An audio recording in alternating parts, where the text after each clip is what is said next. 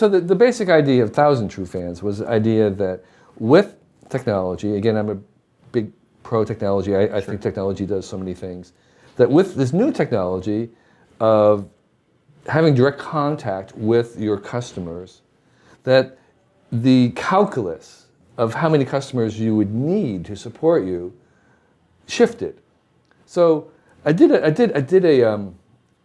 kind of a secondary to this. I did an examination of what it took to make a hit in all the different media. It took the 40th. What's the 40th most popular thing, whatever it is, on the radio, a song, a book, and how many copies or things did you need to get to 40? And it was shocking. Like books, you could get on a bestseller list selling 10,000 copies. Yeah. Okay? And so I began to think about, well, what would it take if you were not going through the publishers, because they're taking most of the money, but if you could have direct access to your customers, what's that number?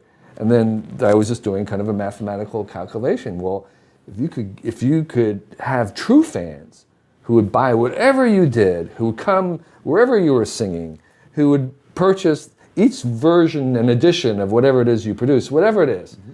If you could have true fans and you could sell them $100 worth of content or creation a year, then you could maybe get by on 1,000 of them. That'd be 100 grand. 100 grand. You could probably do that.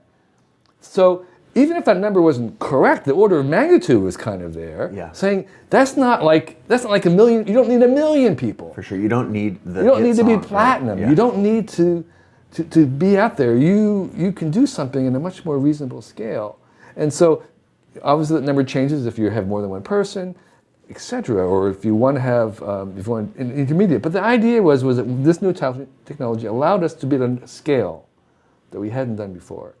If you are willing to do that, if you were to take that and enjoy that and are good at that, that is a path. And you don't have to reach for 1 million. You can reach for 1,000. And 1,000 is something you can imagine doing a one by one by one over a number of years. You could see that. So that's the idea. I love that idea. Let me tell you the way it worked for me. Right. Is like I can envision what it means to have 1,000 true fans. Exactly. And so what did I do? I did the work. Right.